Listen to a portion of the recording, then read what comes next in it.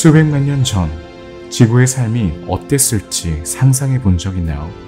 지구와 바다, 그리고 그곳에 살았던 생물들이 오늘날 우리가 알고 있는 것과 얼마나 달랐을까요? 이 먼 시대를 엿볼 수 있도록 오늘은 오르도비스기 시대를 살펴볼 거예요. 오르도비스기 시대는 지구 역사상 매혹적이고 신비로운 시대이며 최근에야 그 깊숙이 묻혀있던 비밀의 일부가 밝혀지기 시작한 시대입니다. 여행자 여러분 환영합니다. 오늘 우리는 평범한 인간에게는 극복할 수 없을 것 같은 장애물에도 불구하고 생명이 어떻게 발전하고 번성했는지 알아보기 위해 시간을 거슬러 올라가는 여행을 떠납니다. 지구 형성 이후 가장 최근의 시기인 캄브리아기에 폭발적으로 증가한 생명체는 이제 새로운 국면을 맞이하고 있습니다.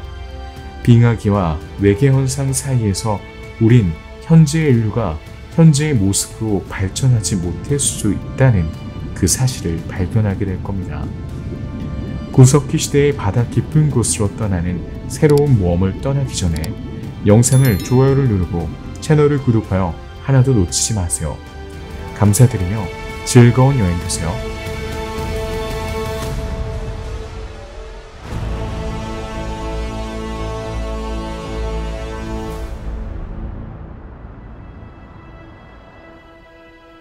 오르도비스기란 고생대의 두 번째 시기로 공룡이 사역이 전의 시대입니다. 오르도비스기는 4억 8,500만 년 전 많은 생물종이 갑자기 사라진 캄브리아기 오르도비스기 멸종 직후에 시작되었습니다. 1879년 이전에는 오르도비스기는 아직 독자적인 시대로 인정받지 못했습니다. 캄브리아기와 실루리아기가 서로 뒤따랐습니다. 그러나 이 두 시기의 각 지층에서 발견된 특정 화석의 연관성이 입증되지 않았기 때문에 세계 과학계에서는 거의 40년 동안 논쟁이 벌어지고 있었습니다.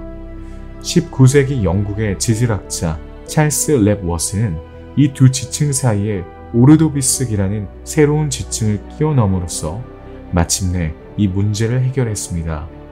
이 시기의 이름은 현재 웨일즈에 사는 켈트족인 오르도비스족에 빌려온 겁니다. 그는 태적암층에 대한 심층적인 연구 덕분에 태적암층이 보이는 것보다 훨씬 더 복잡하다는 것을 증명했습니다. 광범위한 매핑 작업 끝에 그는 주로 그래폴라이트로 구성된 이 화석들이 태적물의 위치와 배열로 인해 중간기에 속한다는 그 사실을 확인할 수 있었죠.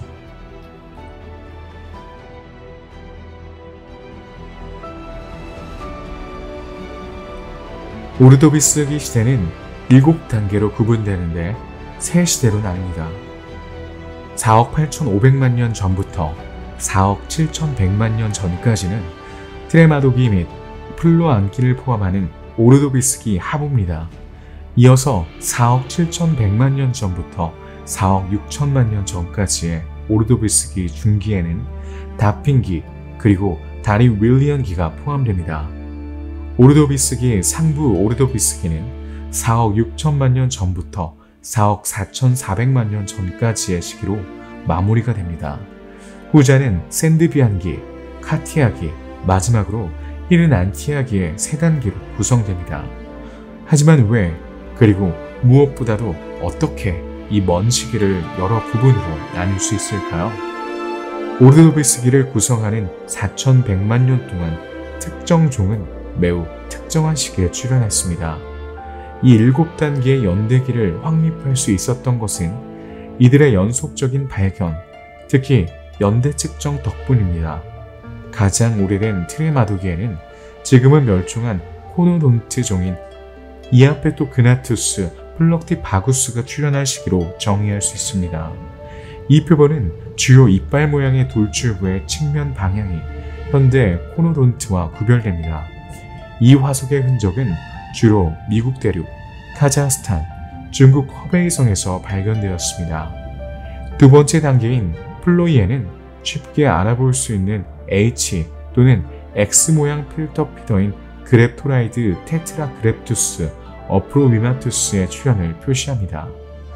이 표본의 흔적은 영국, 아프리카, 노르웨이 북쪽의 섬 스피츠베르겐을 제외한 전 세계 거의 모든 곳에서 발견됩니다. 오르도비스기 중기의 시작을 알리는 다핑기 단계는 코노돈트 종인 발토니우드스 트라이앵귤라리스가 처음 출현한 그 날짜와 일치합니다. 다음 단계인 다리빌리언은 그랩톨레이트 운들로그랩투스 오스트로덴타투스의 출현으로 특징 지어집니다. 중국 이창시 근처의 황하창 구간은 이 두 단계의 세계 기준 지층으로 인정받고 있습니다. 마지막으로 오르도비스기에는 샌드비안기, 카티안기, 히르나난기의 그랩토라이트 종인 네마그랩투스 그라슬레스, 디플라칸투 그랩투스 카오다투스, 노몰루그랩투스 엑스트라 라다리우스가 연속적으로 출현했습니다. 이들의 층서 기준점은 스웨덴, 미국, 오클라호마, 중국 후베이성에 있습니다.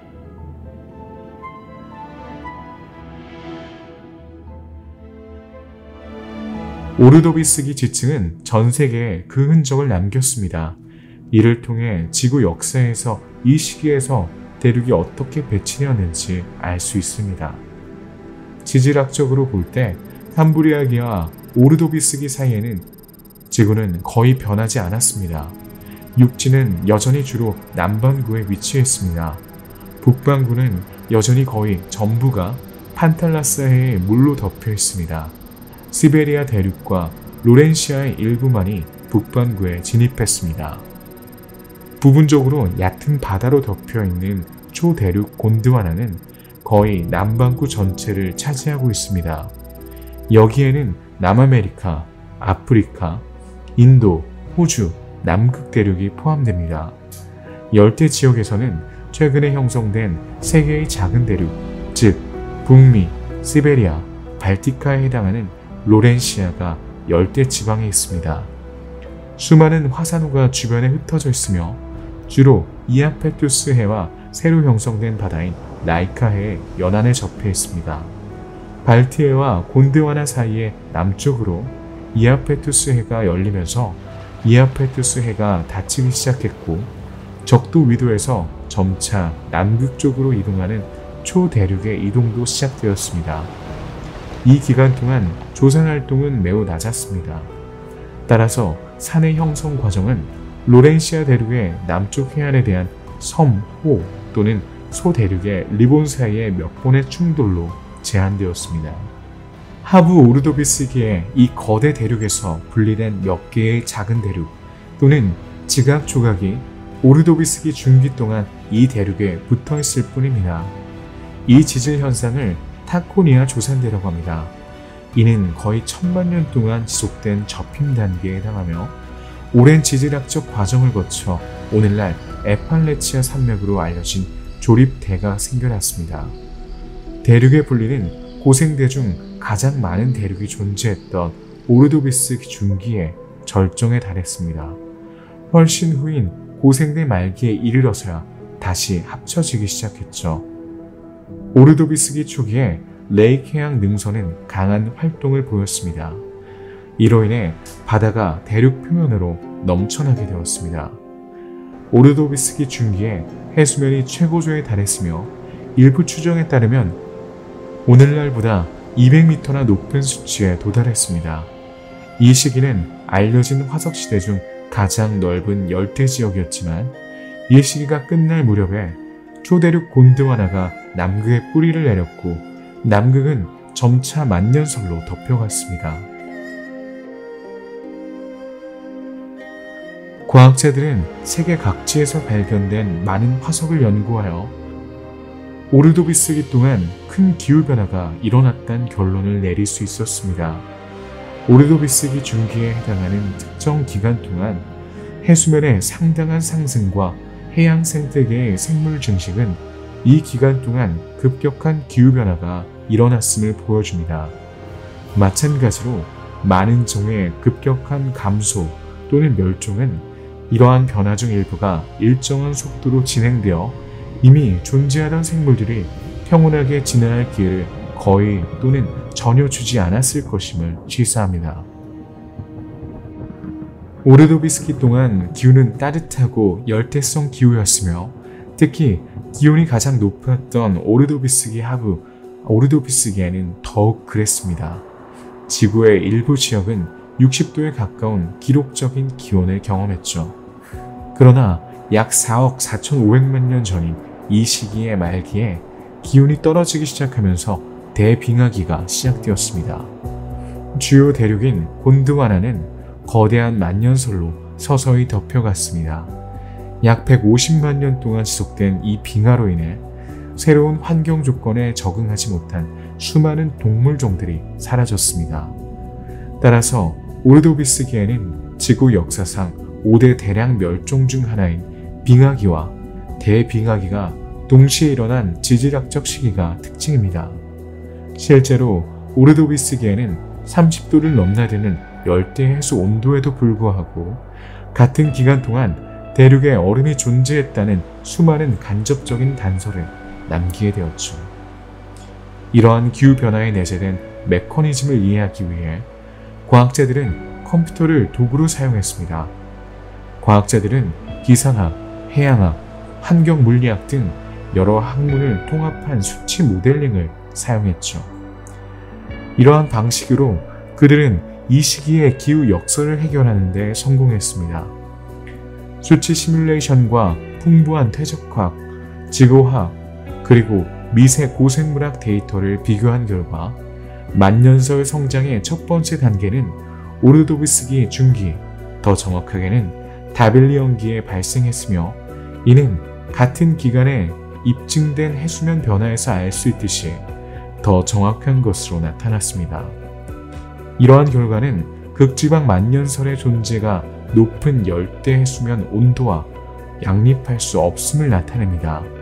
그 후 점진적인 얼음 성장으로 만년설이 열대 위도까지 도달하여 이르난티아기 빙하 최고점의 시작을 알렸을 것입니다. 요컨대 오르도비스기 빙하는 오래 지속되었을 것이며 그중 오르도비스기의 마지막 단계인 이르난티아기 빙하는 실제로 정점에 불과했을 것입니다.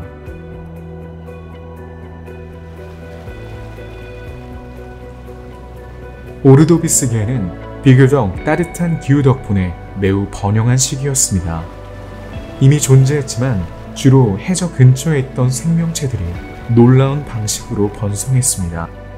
이 시기는 오르도비스기 생물 다양성의 대격변으로 정의됩니다.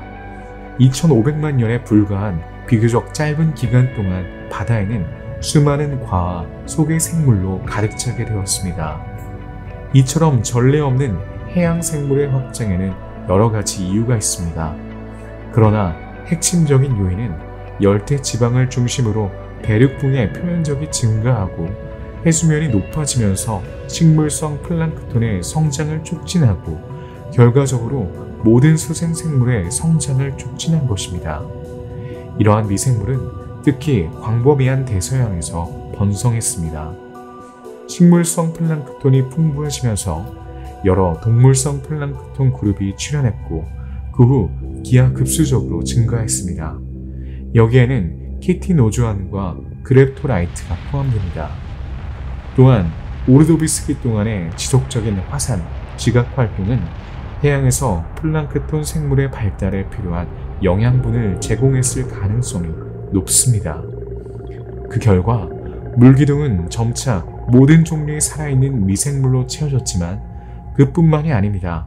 실제로 이 시기에 최초의 물고기가 출현했고 문어와 갑오징어의 조상인 두 종류가 전례 없이 다양해져 오르도비스기 말에는 오늘날과 비슷한 생태계가 이미 존재할 정도로 이 시기는 고생대의 생물 다양성 정책이라고 할 수 있습니다. 생명체는 바다에서 매우 풍성해졌고 결국 육지에도 퍼지기 시작했습니다.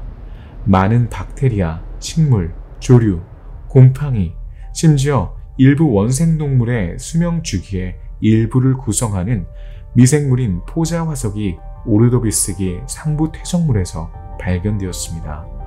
현대의 간조류와 마찬가지로 이 최초의 육상식물은 그 이전 시기인 캄브리아기에 이미 널리 퍼져 있던 녹조류의 후손일 가능성이 높습니다. 이 식물은 해안선과 해안가에 국한되어 번성했으며 저성장 카펫을 형성했습니다. 같은 시기에 연구된 화석 중에서는 최초의 육상 곤류의 존재를 밝혀낸 화석도 있습니다. 그들은 확실히 균근 공생을 통해 식물 세포가 미네랄 영양분을 이용할 수 있도록 하여 식물에 의한 신생 토양의 식민지화에 중요한 역할을 했습니다. 이 개별 식물은 매우 원시적이고 기본적이지만 지구의 생명체의 진화에 결정적인 전환점이 되었으며 이 단계는 아직 초기 단계에 있지만 그다지 중요하지 않습니다.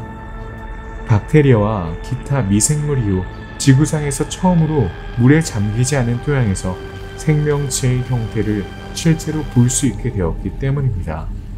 따라서 오르도비스에게는 해저를 밝게 비추던 색이 마른 땅을 소심하게 물들이기 시작했습니다.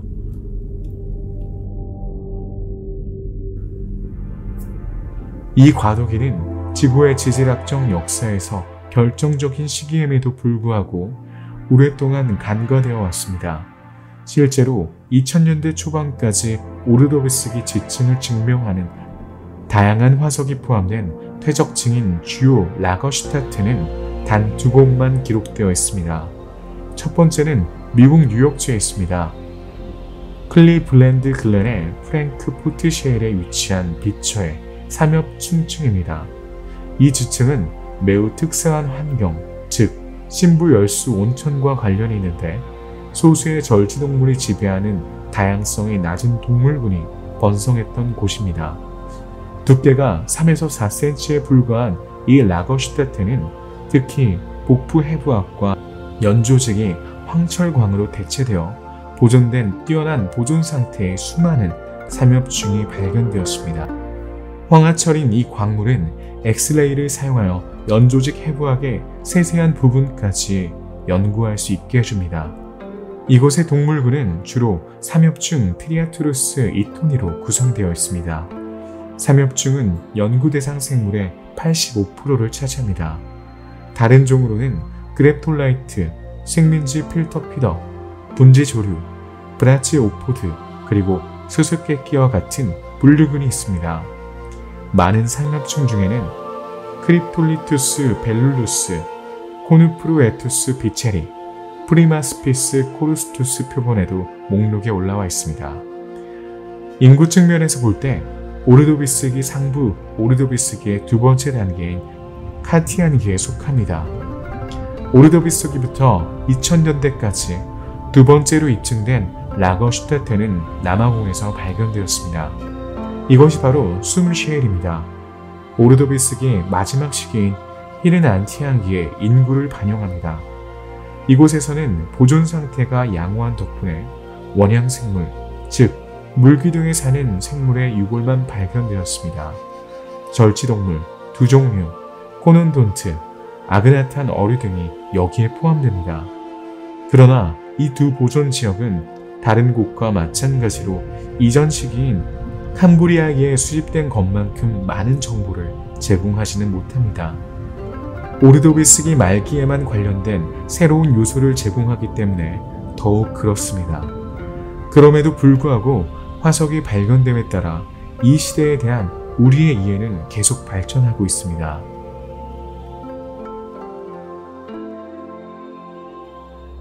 (21세기) 초 모로코 남부 자구라 북쪽의 한 계곡에서 성캠브리아기 초기 동물 다양화에 대한 과학자들의 이해의 혁명을 일으킨 중요한 고생물학적 발견이 이루어졌습니다. 바로 라거슈타텐 레페주어타 화석입니다.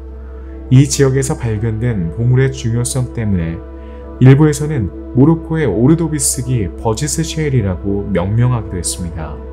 이 저장소는 오르도비스기 퇴적층이 매우 잘 보존되어 있지만 더 중요한 것은 풍부하고 매우 다양한 해양 동물상이 발견되었다는 점이며 그중 일부는 하부 오르도비스기에 기인한 것입니다.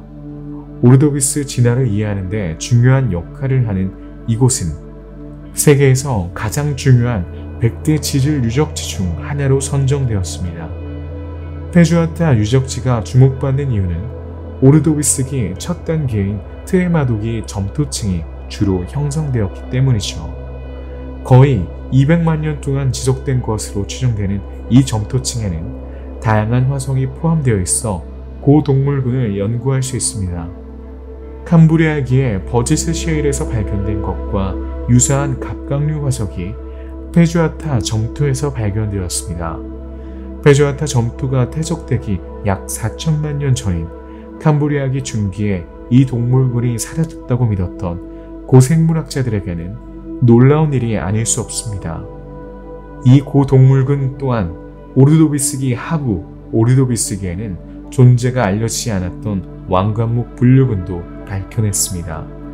페주아타 동물군은 삼엽중의 주류를 이루지만 극비 절취동물, 고세균충, 환연동물, 연체동물, 브라치오포드, 원추동물도 매우 풍부하게 포함되어 있습니다. 그랩토라이트도 풍부합니다.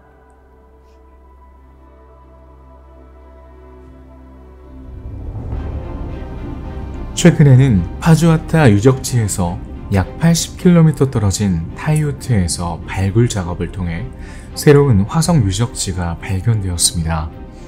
이 유적지는 몇 가지 측면에서 페주아타 유적지와는 다릅니다. 첫째, 수백만 년 더 젊다는 점입니다.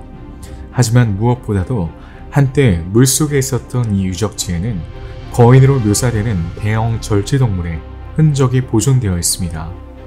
새우, 곤충 또는 거미와 같은 현대 생물과 관련이 있을 수 있는 이 생물들은 자유롭게 헤엄치고 해류를 따라 움직일 수 있었을 것입니다. 이 생물은 페주아타 지역에서 소수에 불과합니다. 거대한 크기를 고려할 때 4억 7천만 년 전에는 거의 확실하게 바다를 지배했을 것으로 추정됩니다. 일부 표본은 길이가 최대 2m에 달하기도 했습니다. 따라서 지금까지 발견된 어떤 표본보다 훨씬 큽니다.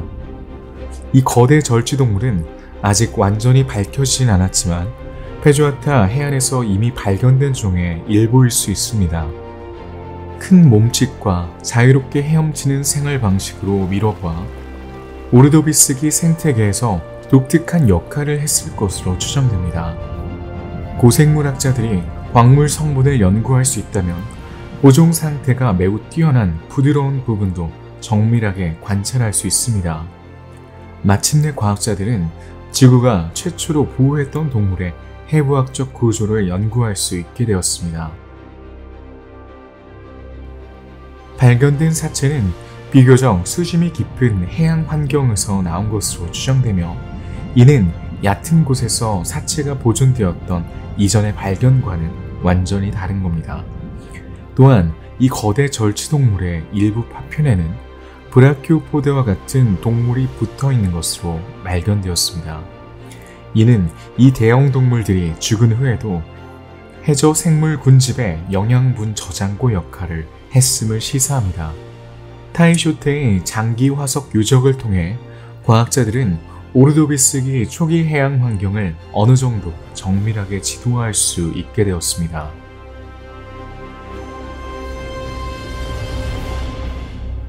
오르도비스기 시대는 거의 알려지지 않은 시대로 남아있습니다. 그러나 이 시기는 캄브리아기 초기에 나타난 생물체의 진화와 다양화에 있어 중요한 시기였습니다. 이 시기에 관한 데이터는 상대적으로 부족했지만 2020년에 가장 유명한 캄브리아기 유적지에 버금가는 보존 상태를 자랑하는 화석이 매우 풍부한 새로운 유적지가 발견되면서 남은 공백을 일부 메울 수 있을 것으로 보입니다. 이곳은 영국 웨일즈 중부에 위치한 캐슬뱅크 유적지입니다. 이곳의 퇴적층과 화석은 약 4억 6,200만 년 전 중기 오르도비스기까지 거슬러 올라갑니다. 170여 종의 다양한 생물이 기록되어 있으며 그중 대다수는 고생물학자들에게 완전히 새로운 종입니다. 모로코의 페주아타 유적지와는 달리 캐슬뱅크 유적지에는 매우 축소된 생태계가 존재합니다. 실제로 대부분의 화석은 길이가 1에서 3mm를 넘지 않는 매우 작은 크기입니다. 이는 이전 시기와 비교했을 때 화석의 크기가 현저히 줄었음을 증명합니다. 하지만 보존 상태가 매우 뛰어나 연구자들에게 새로운 정보를 풍부하게 제공하고 있습니다. 연구 대상 종 중 갑각류, 개, 벌레, 해면동물은 소화기관과 같은 내부 장기와 신경계까지 화석화된 흔적을 남겼습니다. 눈, 시신경, 심지어 뇌와 같은 연조직도 이용될 수 있습니다. 마찬가지로 절취동물의 작고 연약한 팔다리는 물론 바닷물을 걸러내는 정교하고 가는 촉수까지 보존되어 있습니다. 이번에 발견된 표본 중에는 특이한 동물 그룹이 몇 가지 밝혀졌습니다. 진공 청소기 같은 코를 가진 절취동물인 오파비니과와 배와 등이 비늘로 덮인 부드러운 타원형 연체동물인 위왁시가 설명되어 있습니다. 이 범주와 멀리 떨어져 있는 것으로 추정되는 다른 곤충과 유사한 생물도 기술되어 있습니다. 이제 이 기묘한 생물을 자세히 살펴보기 위해 이 시기에 깊숙한 곳을 파헤쳐 보겠습니다. 지구는 따뜻하고 습한 기후를 누렸지만 몇몇 해안을 제외하고는 육지는 여전히 헐벗고 사실상 생명이 살지 않는 불모지였다면 얕은 바다에는 생명체가 가득했습니다.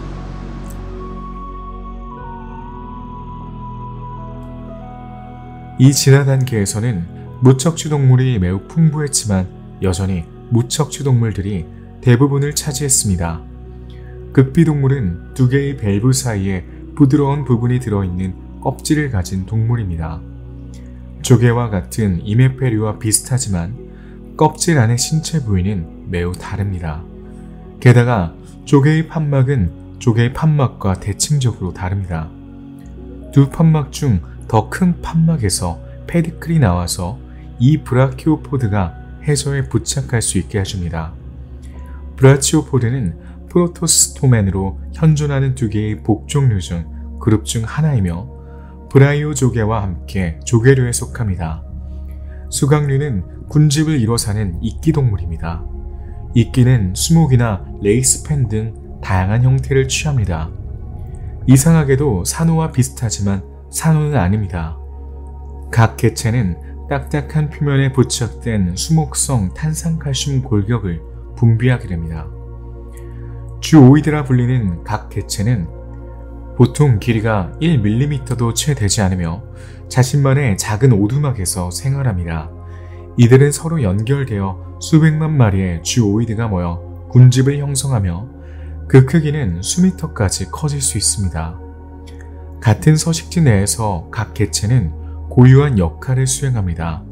어떤 개체는 먹이를 모으고 어떤 개체는 무리를 강화하는 데 도움을 줍니다. 마지막으로 이들 중 일부는 청소에 기여합니다. 먹이를 먹기 위해 유조류는 물살을 일으켜 작은 생물을 입에 가져옵니다. 대부분의 경우 이들은 식물성 플랑크톤과 같은 식물과 유사한 유기체입니다. 극비동물은 해저의 특정 지역에 서서히 서식지를 형성하여 결국 광범위한 산호초를 형성합니다.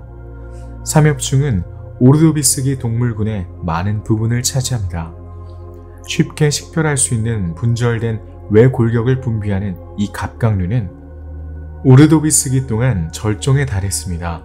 사실 공룡 다음으로 가장 유명한 선사시대 동물입니다. 18,000종 이상이 기록되어 있습니다. 몸 길이는 1에서 70cm로 다양했으며 생활 방식은 트라이애식 환경의 모든 범위에 걸쳐 있었습니다. 일부는 이물질을 먹거나 방목하거나 심지어 포식자였습니다. 몇몇 종은 수영에 능숙했지만 대부분의 삼엽충은 포식자를 피해 해저를 따라 이동하며 퇴적물 속에 파묻혀 살았습니다. 삼엽충은 또한 최초의 첨단 시각 시스템을 개발했습니다. 모든 삼엽충은 두개골이라고 불리는 머리와 흉부, 꼬리, 그리고 배 쪽에 한 쌍의 양달래 다리를 가졌습니다.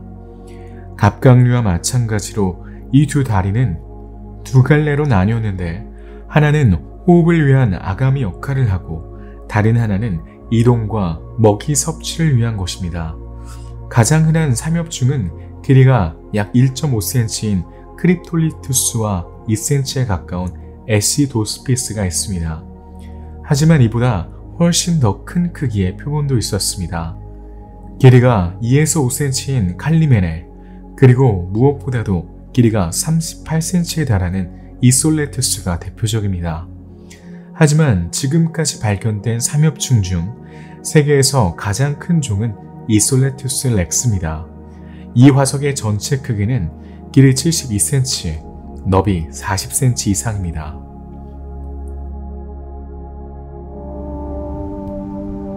해저는 또한 많은 절지동물로 덮여 있었습니다. 유립테리드 또는 자이언토스트라카는 많은 종 중 하나입니다. 유립테리드는 현대의 전과알과 모양이 비슷해 바다 전갈이라고도 불립니다. 유립테리드는 길쭉한 몸통에 관절이 있는 긴 꼬리를 가지고 있습니다. 가슴에는 무시무시한 집게가 있고 머리에는 여러 쌍의 눈이 있습니다. 지느러미 역할을 하는 한 쌍의 다리는 커다란 수영용 패들로 끝이 나 있습니다. 마지막으로 대부분의 종은 꼬리 끝에 가늘어지는 가시가 있는데 이는 먹이에 독을 주입하는 용도가 아니라면 열상을 입히는 용도로 사용되었을 수 있습니다. 유립목의 크기는 매우 다양했으며 환경적 요인, 생활 방식, 분류학적 친밀도에 따라 달라졌을 겁니다. 대부분의 절지동물은 몸집이 작고 청소 보였던 반면 유립테리드는 의심할 여지 없이 구석기 시대 바다에서 가장 두려운 포식자 중 하나였으며 보통 몸 길이가 1m에 달했습니다. 일부 표본은 길이가 2m가 넘기도 했습니다. 메가그랩투스는 또 다른 절지동물 종입니다. 가장 오래된 유립테리드로 알려져 있습니다. 발견된 표본 중 가장 큰 크기의 표본은 길이가 78cm에 달했습니다.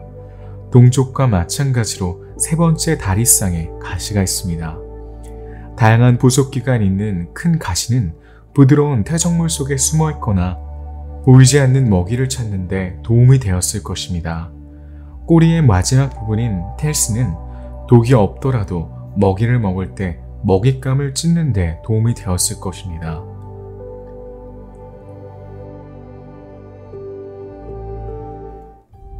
오르도비스계에는 바다별, 성게, 크리노이드를 포함한 많은 새로운 형태의 극피동물이 출현했습니다. 당시에는 약 20개의 분류군이 있었습니다. 오늘날의 모든 극피동물은 5개의 광선, 즉 펜타라드의 구조를 가지고 있지만 아직도 많은 비밀을 간직한 이 기이한 종인 카르포이드와 같은 원시적인 형태는 그렇지 않았습니다. 잘린 꼬리는 몸의 한쪽 끝이 하나의 팔인 것으로 밝혀졌습니다. 동물의 입은 아래쪽에 숨겨져 있습니다. 이 외팔은 아마도 먹이를 먹는 것만큼이나 해저에서 움직이기 위한 것이었을 것입니다. 이 동물의 형태를 고려할 때 아마도 육식동물이었겠죠. 오르도비스계에는 또한 많은 수의 그랩톨라이트가 존재했습니다. 수천 마리가 모여 사는 이 동물들은 헤미코데아목에 속합니다. 이들은 감겨있는 이빨 모양의 관으로 이루어진 산호폴립과 비슷하며 작은 세포가 각 개체를 보호하는 줄줄기 주위에 모여 있습니다. 경우에 따라 떠다니거나 붙어있는 이 동물 군집의 길이는 10mm에서 거의 1m에 이릅니다. 다양한 그랩토라이트 속의 이름은 가지의 모양과 그 수를 나타냅니다. 예를 들어 모노그랩투스는 선형 가지가 하나이고 디디모그랩투스와 테트라그랩투스는 각각 2개와 4개가 있습니다. 스피로그랩투스는 나선형 가지가 하나 있습니다. 두 종류는 지배적인 포식자였습니다. 두 종류는 여러 개의 구획된 구멍으로 이루어져 있어 챔버형 껍데기라고 불리는 긴 껍데기 앞에서 살았습니다. 나선형 껍질을 가진 두 종류도 있지만 직립형 두 종류로 분류되는 두 종류도 있습니다. 이름에서 알 수 있듯이 일직선의 껍질을 가졌습니다. 카메로카메라의 경우 길이가 최대 6m에 달할 정도로 매우 컸습니다. 또 다른 종인 스트랩토케라스는 보통 길이가 1m 정도였습니다. 두 종류는 강력한 포식자로서 물 기둥 사이를 마음대로 움직였습니다. 두 종류는 껍데기의 여러 방에 있는 공기의 양을 조절하여 부력을 조절했습니다. 몸 안에 들어있는 공기를 강제로 배출하는 반작용으로 움직일 수 있었죠. 보호 껍질을 가진 오징어처럼 이 포식자는 먹이 사슬의 최상위에 있었습니다.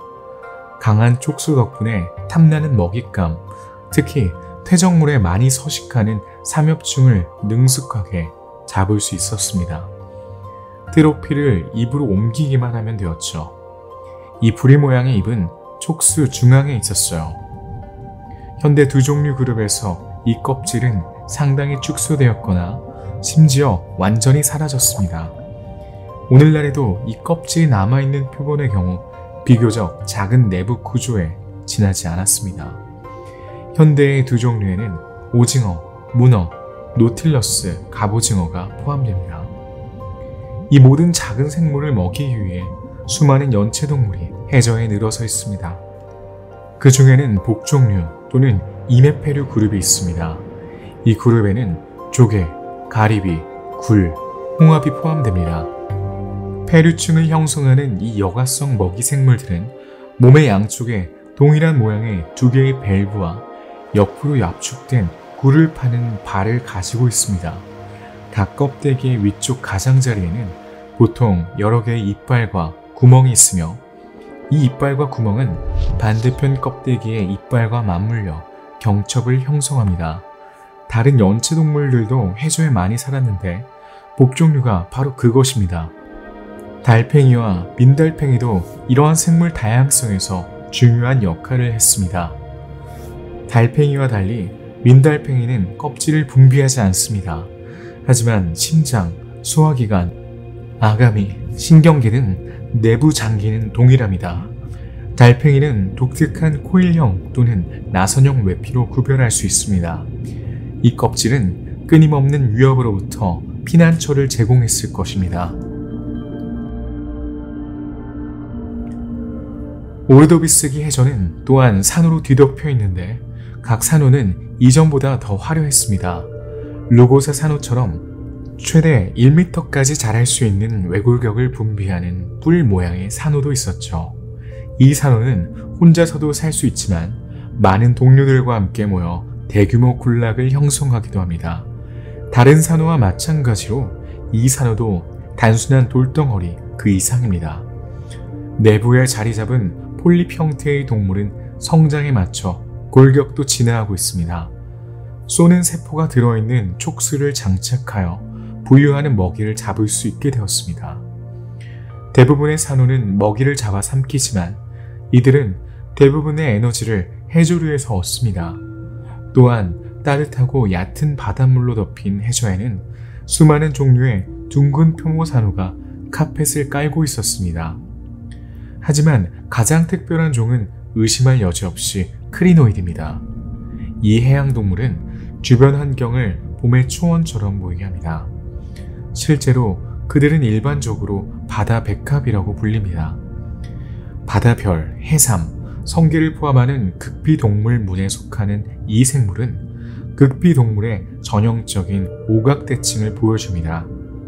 최대 수십 미터에 이르는 긴 꽃자루로 해저에 붙어 있어 꽃처럼 보이기도 합니다. 하지만 실제로는 섬세한 팔에 있는 속에 빈 원통형 기관인 포디아를 이용해 먹이를 먹는 동물입니다. 해류에 떠다니는 먹이 입자를 포디아가 포획한 후 팔을 관통하는 고랑에 넣었습니다. 그런 다음 암술처럼 작은 선모가 갇힌 그 입자를 머리 중앙에 입으로 운반합니다.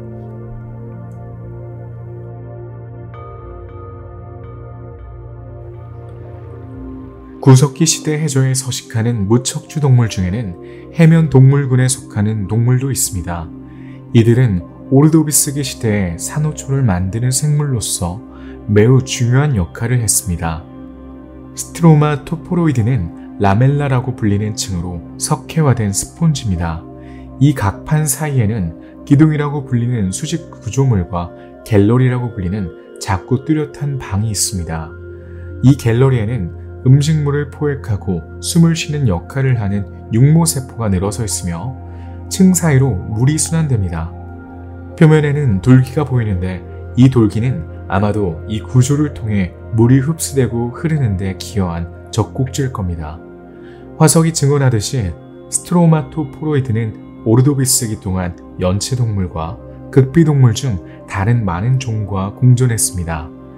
일부 조개류는 성장하는 스트로마토포로이드에 완전히 둘러싸여 있기도 하며 일부는 직경이 30cm에 달하기도 합니다. 그러나 이 두 종은 스트로마포로이드의 다공성 구조의 한쪽 끝에서 다른 쪽 끝으로 물이 흐르면서 조화롭게 공존합니다. 매우 독특한 모양의 또 다른 해면도 해저를 지배하고 있습니다. 이는 유리 스폰지인 브라치오 스폰지아 디지타타입니다. 이 규산질 스폰지는 58색 규산질 스파이큘의 네트워크로 구성된 골격을 가지고 있습니다. 컵 모양의 구조는 6개에서 12개의 손가락처럼 구부러진 일련의 연장선이 특징입니다. 마지막으로 아울라세라 플럼메리가 있습니다.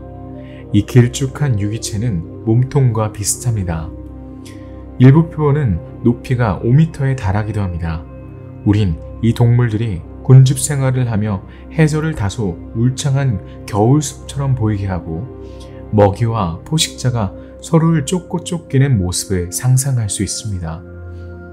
마지막으로 오르도비스기 시대에 최초로 발견된 척추동물은 아그나탄입니다. 이 물고기는 여전히 지구상에서 가장 먼저 출현한 척추동물입니다. 이들은 턱과 하악골이 없는 유기체입니다. 아그나탄의 입은 현대의 램프풀이나 해그피쉬처럼 슬림 모양으로 둥그렇고 이 시기의 유일한 생존자였습니다. 대부분의 아그나탄은 연골 골격과 최소 7개의 아가미 주머니를 가지고 있었습니다. 이 물고기는 한 쌍의 지느러미와 위가 없었지만 빛에 특히 민감한 손과 채 눈을 가지고 있었습니다. 아그나탄의 몸 길이는 최대 30cm에 달했습니다. 오르도비스기에는 식물의 세계에도 많은 변화가 일어났습니다. 석회질 조류, 녹조류, 갈조류가 번식하고 다양해지면서 남조류가 피해를 입었습니다. 남조류는 산호초를 만드는 데 필수적인 역할을 했지만 점차 산호와 유조류로 대체되었습니다.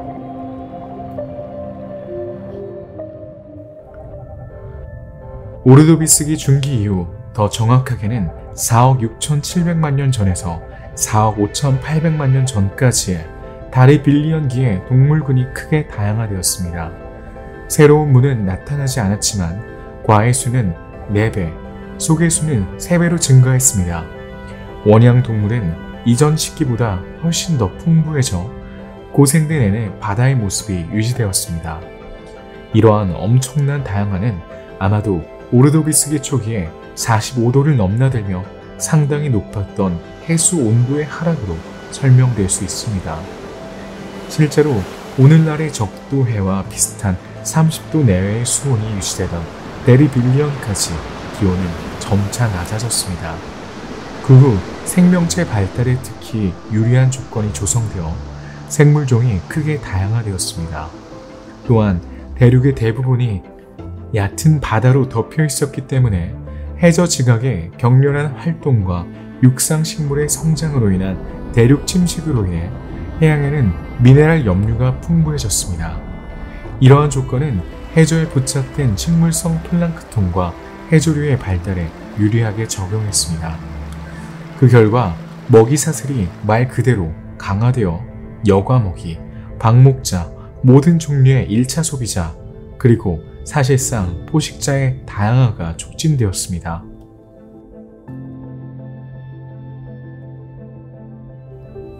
오르도비스기 말기에는 전체 해양동물의 4분의 1, 전체 해양동물 속의 절반이 사라졌습니다. 이는 오르도비스기 위기로 더 잘 알려진 최초의 대규모 생명체 멸종입니다. 그렇다면 지구가 이 지경까지 되기까지 어떤 일이 있었을까요? 과학자들에 따르면 모든 종의 70% 이상이 사라진 것은 지구가 겪은 엄청난 빙하기 때문이라고 합니다. 일부 연구자들에 따르면 이 생물학적 위기는 약 100만 년에 걸친 두 가지 멸종 단계로 나눌 수 있다고 합니다. 대륙 이동에 의해 촉발된 기후 냉각은 해수 온도의 하락으로 이어졌을 것입니다. 그 후 빙하가 유도되어 고緯도까지 남쪽으로 뻗은 만년설이 형성되었습니다. 차갑고 산소가 풍부한 물이 이전에는 산소가 부족했던 지역으로 퍼지면서 무산소 환경에 적응한 생물들이 사라졌을 것입니다. 얼음의 팽창으로 해수면이 낮아지면서 대양은 대량의 물을 잃었을 것입니다. 그 결과 얕은 바다에 사는 생물은 큰 고통을 겪었을 것입니다. 그런 다음 빙하기가 끝나면 해수면이 상승하여 이번에는 따뜻하고 산소가 부족한 바다가 확장되어 더 많은 멸종이 일어났을 것입니다.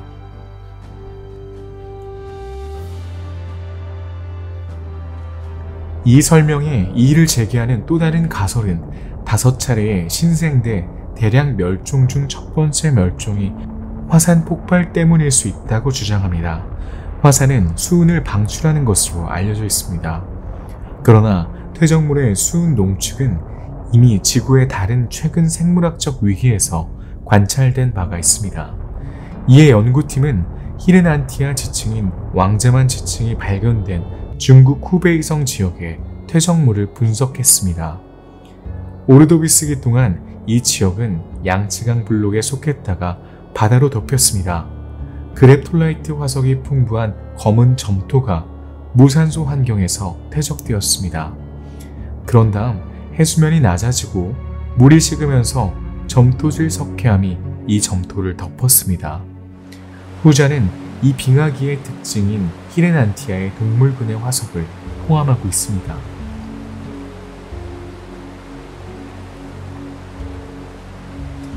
이후의 점토는 빙하기 이후 해수면 상승을 나타냅니다.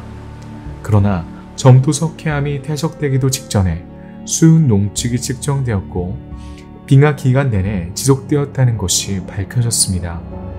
두 번째 농축은 빙하 후 점토 석회암이 도착하기 직전에 발생했습니다. 이 지역이 고립된 대륙인 로렌시아 대륙에 속해 있던 네바다에서도 비슷한 관찰이 이루어졌습니다. 과학자들은 이러한 수은 배출이 화산 활동의 정점에 해당한다고 추론했습니다. 이 두 번의 활동 정점은 오르도비스기의 두 번의 멸종 단계와 일치합니다. 따라서 연구자들은 초화산으로 인한 폭발로 엄청난 양의 이산화탄소와 메탄이 방출되어 지구 기온이 떨어지고 극지방의 만년설이 발달했을 것이라는 가설을 세우고 있습니다.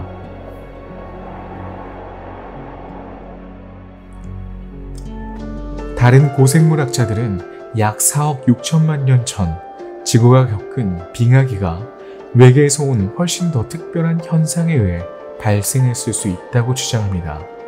즉, 겨울은 우주에서 왔다는 것입니다. 첫 번째 가설은 두 소행성 사이에 격렬한 충돌을 언급합니다. 화성과 목성 사이에 소행성대에서 충돌이 일어났을 것이고 그 전례 없는 폭력성으로 인해 150km가 넘는 두 천체 중 더 큰 천체가 수십억 개의 조각으로 산산조각 났을 것입니다. 이 가설에 따르면 일부는 먼지보다 크지 않고 다른 일부는 수십 킬로미터의 크기의 수많은 파편이 태양 궤도를 돌기 시작했습니다. 작은 파편들의 궤도가 바뀌면서 점차 우리 별에 가까워졌고 그 결과 지구에 가까워졌습니다. 이 놀라운 충돌이 일어난 지 1만 년이 지난 후 먼지는 지구 대기를 뚫고 지구 곳곳으로 흩어지기 시작했습니다. 그 결과 거의 200만 년 동안 지속된 미세입자의 소나기가 쏟아졌습니다. 그러나 이 작은 파편 이후 궤도를 이탈한 더 크고 더 큰 암석들도 마찬가지로 지구에 충돌했습니다. 과학자들은 오르도비스기 암석에 있는 수많은 소행성 파편을 분석하여 이 사건의 연대를 4억 6,600만 년 전으로 거슬러 올라갈 수 있었습니다. 실제로 외계 먼지의 양은 이 시기의 퇴적층보다 1000배에서 10,000배 더 많습니다. 만약 우주 공간의 파편이 정기적으로 지구로 떨어진다면 당시 지구에 도달한 엄청난 양의 파편이 아무런 영향도 미치지 않을 수 없습니다. 그리고 그럴 만한 이유가 있습니다. 이 먼지 커튼을 통해 태양 광선이 지구에 도달하는데 어려움이 있기 때문입니다. 기온이 상당히 떨어졌습니다. 남극에는 눈이 나타나서 중단 없이 떨어졌습니다. 눈이 쌓이면 점차 얼음으로 변합니다. 남극은 점차 만년설로 덮여 지구에 상당량의 물을 가두게 됩니다. 그 결과 해수면이 낮아지고 지구에서 겨울이 찾아왔습니다. 이 겨울은 수백만 년 동안 계속될 겁니다. 그러나 모든 과학자가 이 이론에 동의하는 것은 아니며 4억 6,700만 년 전에서 4억 5,800만 년 전 또는 그 이전에 남극의 빙하가 형성되었다는 것은 부인할 수 없지만 오르도비스기 초기에 이미 기온이 떨어지기 시작했기 때문입니다. 또한 많은 전문가들은 우주에서 날아온 먼지가 그렇게 오랜 기간 동안 기후에 영향을 미쳤을 리 없다는 생각을 합니다. 다른 메커니즘이 기온 하락에 기여했을 가능성이 높습니다. 대륙의 왈츠가 이와 관련이 있다면 어떨까요? 오르도비스기에는 세 개의 작은 대륙이 거대 대륙 곤드와나에서 떨어져 나갔습니다. 곤드와나는 남극의 높은 곳에 머물렀고 작은 대륙들은 적도에 더 가까이 이동했습니다. 따라서 로렌티아, 시베리아, 발티카는 열대성 기후를 누리고 있으며 태양의 뜨거운 광선과 비할 데 없는 강수량이 번갈아가며 나타납니다. 대기 중에 이산화탄소는 빗물에 의해 대륙으로 또는 바다로 직접 친전됩니다. 이 열과 풍부한 강우의 영향으로 암석이 용해됩니다. 그런 다음 암석은 용해로 인해 방출되는 이온에 의해 침식됩니다. 이러한 이온 중 일부는 탄소를 포함하고 있으며 이 이온은 유치우스에 의해 바다로 운반되어 해양 생물이 껍질과 골격을 만드는 데 사용합니다. 이산화탄소는 대기 중에서 필연적으로 감소하기 때문에 더 이상 온실 기능을 수행하지 못합니다. 지상 기온은 대기 중 이산화탄소의 양에 직접적으로 의존하기 때문에 이산화탄소가 감소하면 기온도 떨어집니다. 따라서 일부 과학자들은 오르도비스기 동안의 지구 냉각을 판구주론으로 설명합니다. 마지막으로 논란의 여지가 있긴 하지만 이 대량 멸종을 설명할 수 있는 또 다른 이론이 있습니다. 이것은 지구에서 수천 광년 떨어진 곳에서 죽어가는 별이 폭발한 초신성 폭발과 관련이 있습니다. 우리 은하의 가장 먼 곳에서 4억 4천만 년 전에 일어나는 것으로 추정되는 이 폭발은 강력한 방사선 에너지를 생성하여 엄청난 양의 감마선을 방출했습니다. 빛의 속도로 긴 여정을 마친 감마선은 불행히도 전례 없는 힘으로 대기를 뚫고 푸른 행성에 충돌했습니다. 그 충격은 너무 강력해서 공기 분자를 소멸시키고 지구를 둘러싼 대기를 휩쓸어 버렸습니다. 첫 번째 결과 중 하나는 대기의 화학적 변화였습니다. 질소와 산소 분자가 이산화질소로 변한 것입니다. 이 갈색의 특히 유독한 가스는 결국 지구를 둘러싸게 되었습니다. 그 후 지구는 더 이상한 햇빛을 받을 수 없게 되었고 기온이 급격히 떨어졌습니다. 하지만 2010년 TV 다큐멘터리에서 광범위하게 기록된 이 멸종의 여러 단계를 맥락에 맞춰 살펴봅시다. 초신성 폭발 이전에 바다의 생명체가 넘쳐났습니다. 태양은 찬란한 하늘 아래에서 밝게 빛나고 있었고 열대 바다에서는 생물종이 대규모로 번식하고 있었습니다. 따뜻하고 습한 지구에서 처음으로 생명이 자리를 잡아가고 있는 듯 했습니다. 일부 종은 특히 얕은 대륙분 바다에서 물 밖으로 나오기 시작했습니다. 하지만 역설적이게도 지표면에서는 생명체가 살기 어렵고 지구가 금성처럼 황무지처럼 보이는 것은 사실입니다. 산소 농도가 너무 낮아서 현대의 어떤 동물도 제대로 숨을 쉴 수 없습니다. 그 당시 지구를 지배했을 고요함을 상상해 보세요. 절대적인 고요함이죠. 하지만 지구에서 6,000광년 떨어진 곳에서 죽어가는 별의 초신성 폭발로 인해 이 올림픽의 평온이 깨지기 직전입니다. 극에서 강력한 방사선이 폭발합니다. 우주에서 가장 격렬한 현상인 감마선 폭발이죠. 이 초신성은 단 10초 만에 태양 1000개를 합친 것보다 더 많은 에너지를 방출합니다. 이 감마선은 빛의 속도로 우주를 여행합니다. 멀리 떨어져 있지만 안타깝게도 지구도 예외는 아닙니다. 하지만 다행히도 대격변은 대기를 날려 우주로 보내지 않을 만큼 충분히 멀리 떨어져서 발생했습니다. 따라서 감마선은 대기의 상층부를 투과할 수 있습니다.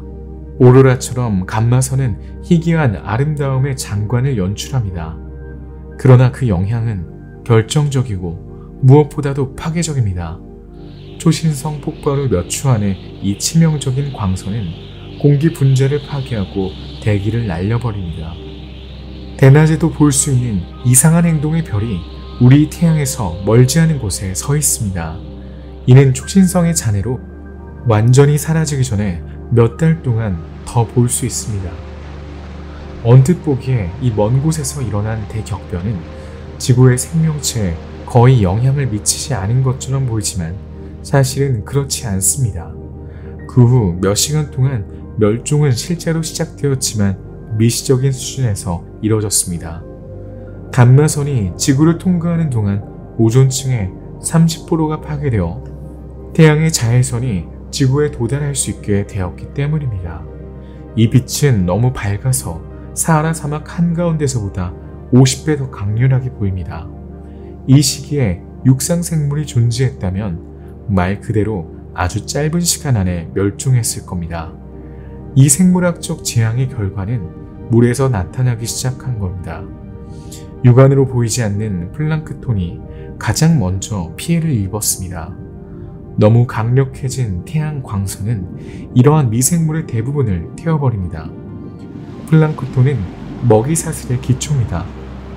강렬한 태양 안에서 먹이가 바닥나는 것을 지켜보는 플랑크톤을 먹는 동물들의 공포를 상상해보세요. 유충의 주요 부화 장소가 수면인 삼엽충은 번식력이 감소하고 심지어는 번식이 중단될 수도 있습니다. 태양 광선의 강렬함에서 살아남을 수 있는 것은 아무것도 없습니다. 많은 산호초와 다른 동물들이 빠르게 죽어갑니다. 진정한 도미노 효과는 전체 먹이 사슬의 붕괴로 이어집니다. 특히 해로운 자외선의 영향을 가장 먼저 받는 곳은 열대 지역이며 산호초는 점차 사라지고 있습니다. 곧 이 현상은 전 세계로 확산되어 산호가 굶주림에 시달리고 있습니다. 점점 더 많은 동물종의 먹이가 부족해지고 산호초는 매주 죽어가고 있습니다. 그 후 몇 달이 지나면 가장 약한 동물들이 가장 먼저 사라집니다. 일부 동물은 생존 본능에 이끌려 식습관이 바뀌기도 합니다. 먹이를 고르는데 익숙한 포식자들은 이제 운 좋게 발견한 먹이로 만족해야 합니다. 심지어 전에는 절대 하지 않았던 시체를 먹기 시작하는 동물도 있습니다. 일부 종은 결국 먹이를 찾아 죽어가는 산호초를 떠날 겁니다. 특히 오징어의 조상인 대왕 오징어 오르토세라스는 새로운 먹이인 유립테리드를 잡아먹기 위해 기수역으로 모험을 떠나는 것을 선호합니다. 기근이 기승을 부립니다. 기근은 모든 생물종에 영향을 미쳐 점점 더 많은 멸종을 초래했습니다. 생물의 다양성은 전례 없는 위기를 겪었습니다. 당시 존재했던 모든 생물이 사라졌다면 지구는 어떻게 되었을까요? 생명체는 완전히 다른 방식으로 진화했을까요? 이에 대한 자세한 내용은 나중에 설명하겠습니다.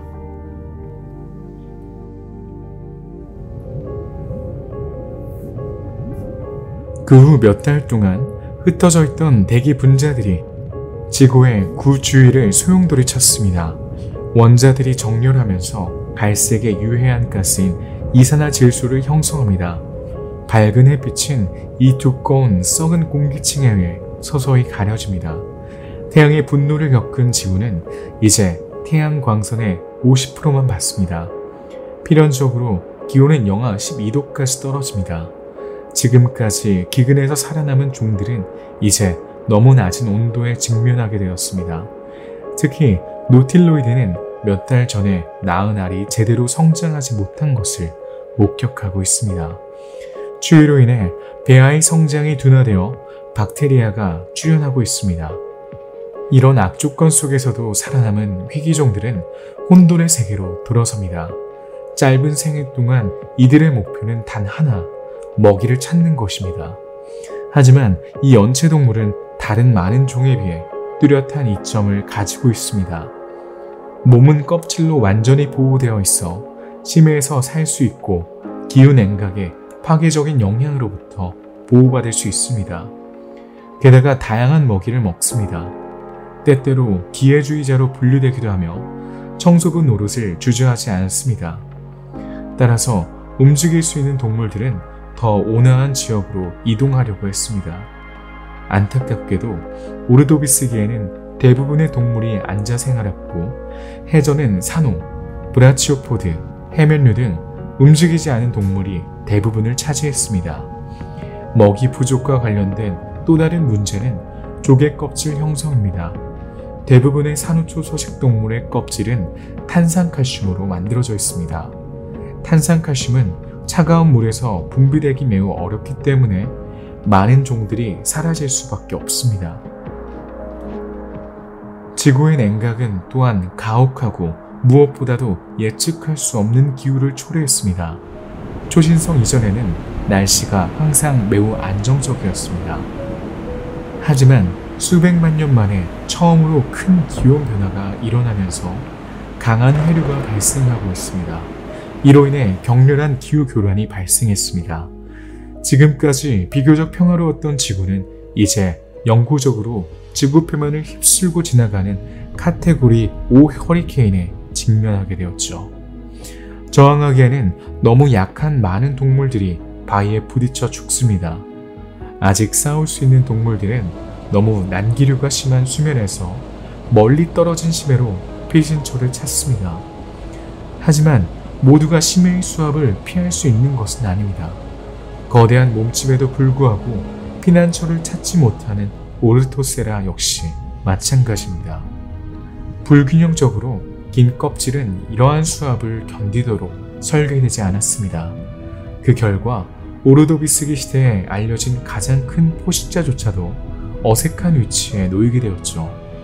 반면 노틸로이드는 더 튼튼한 껍질 덕분에 폭풍이 몰아치는 동안 더 깊고 난류가 적은 바다에서 피난처를 찾을 수 있었습니다. 수십 년, 심지어 수백 년 동안 이 종은 엄청난 손실을 입었습니다. 수천 마리의 시체가 해변으로 밀려왔습니다. 우주에서 이 사건이 발생한 지 500년이 지난 후 동물군은 거의 3분의 1이 멸종했고 남은 생물들은 이러한 환경에서 살아남을 가능성이 거의 없었습니다. 지구상의 모든 생명체는 어떤 형태로든 완전한 멸종 위기에 처했습니다. 그러나 일부 개체는 살아남아 이후 수천 년을 버텨냈습니다. 약 15만 년 후 지구상의 생명체는 사실상 아무것도 남지 않았습니다. 이 생물학적 재앙에서 살아남은 종들은 끊임없이 굶주림에 시달렸습니다. 한때 바다의 제왕이었던 오르토세라스는 이제 새로운 빙하기가 시작되면서 더 이상 예전과 닮지 않은 세상에서 약해진 청소부로 전락했습니다. 지구는 점점 더 추워지고 있고 남극에는 눈이 쌓여 수세기에 걸쳐 수킬로미터 두께의 거대한 빙하가 형성될 정도로 밀도가 높아졌습니다. 이 빙하는 곤드와나 란드 대륙 길이를 따라 이어지면서 점점 더 북쪽으로 퍼져나갑니다. 이 빙하가 많은 양의 물을 가두어 해수면이 상당히 낮아져 최대 60m까지 낮아집니다. 그 결과 바다 표범대는 완전히 말라버렸고 몇 개 남지 않은 공동체에서 생명체가 사라졌습니다. 이러한 건조 현상은 감마선 폭발 자체보다 훨씬 더 치명적인 것으로 밝혀졌습니다. 일부 동물은 새로운 빙하기 동안 뛰어난 회복력을 보였는데 특히 모든 척추동물의 조상인 아스트라피스가 대표적입니다. 최초의 척추동물 어류로 알려진 이 턱이 없는 아스트라피스는 후퇴하는 바다를 따라갈 수 있었습니다. 몸 길이가 약 10cm의 방패 역할을 하는 커다란 외부 뼈판을 갖추고 있어 다른 어떤 수중 생물보다 찬물을 잘 견뎌냈습니다. 게다가 먹이가 한정되어 있지 않기 때문에 발견할 수 있는 모든 것을 먹었습니다. 반면에 특정 먹이만 먹는 육식동물은 먹이를 구하기가 훨씬 더 어려웠고 많은 종들이 멸종했습니다. 게다가 아스트라피스는 새로운 환경에 적응하는 것만이 아닙니다. 사실 곧 새로운 종류의 물고기가 등장했습니다. 이 물고기들은 뼈와 근육이 발달하고 아가미가 생겨 먹이를 분류하고 흡수하기 쉬워졌습니다. 완전히 변화된 세상에서 바다의 움직임을 따라간 물고기는 아스트라피스만이 아니었습니다. 흔히 바다 전갈로 알려진 유립테리드도 수면에서 벗어나 영역을 바꿨습니다. 심지어 먹이 사슬의 주요 라이벌인 오르토세라스가 극한 환경에서 살아남지 못하자 그 자리를 대신했죠. 아스트라피스는 오르토세라스의 절반 크기였기 때문에 먹이에 대한 필요성이 훨씬 적었고 이는 생존에 훨씬 유리한 요소였습니다. 이 빙하기 동안 지구는 완전히 다른 양상을 보였습니다. 해수면이 낮아지면서 새로운 지형이 드러났습니다. 해면, 산호, 절지동물이 만들어낸 산호초는 뼈대만 남은 채 부분적으로 드러났어요. 이 산호초에서 살아남은 희귀종들은 특히 빙하가 점차 아열대 지방을 침범하면서 냉각에서 살아남지 못했습니다. 거대한 빙산은 과거 열대 지역으로 떠돌아다니며 수천 년 된 산호를 포함한 모든 것을 짓밟았습니다. 해마다 해수면은 계속 낮아지고 있습니다. 생명체는 간신히 버티고 있지만 아직 살아남은 생명체들은 바다를 따라잡기 위해 고군분투하고 있으며 수생 서식지는 점점 더 좁아지고 있습니다. 안타깝게도 초신성의 연쇄적인 결과는 아직 끝나지 않았습니다. 이 위기가 시작된 지 50만 년이 지난 지금 지구는 온난화의 조짐을 보이고 있기 때문에 생존자들은 곧 새로운 기후변화에 직면하게 됩니다. 빙하가 녹기 시작하고 있습니다. 빙하기에 적응했던 종들은 생존을 위해 다시 한번 새로운 기온에 적응해야 할 것입니다. 일부 종은 전례 없는 행동을 취하며 눈에 띄는 모습을 보입니다. 유립 전갈이 가장 좋은 예입니다. 세계에서 가장 큰 포식자인 이 바다 전갈은 먹이의 사체를 해안으로 옮기기 시작했습니다. 일부 표본에서 발견된 폐의 발달로 알 수 있듯 육지에도 진출했습니다. 아스트라피스의 사촌인 아칸토디아스도 턱이 발달했죠. 이들은 더 이상 해조류를 먹는 것으로 만족하지 않습니다. 이 청소부들은 이제 고기를 자르고 더 쉽게 먹이를 구할 수도 있습니다. 이런 식으로 그들은 먹이 사슬의 상층부로 올라갔습니다. 이 오랜 적응 과정에서 역할이 뒤바뀌었죠. 포식자가 먹잇감이 되고 그 반대의 경우도 마찬가지였습니다. 하지만 어쨌든 생명은 연약해 보일지라도 견뎌냈습니다.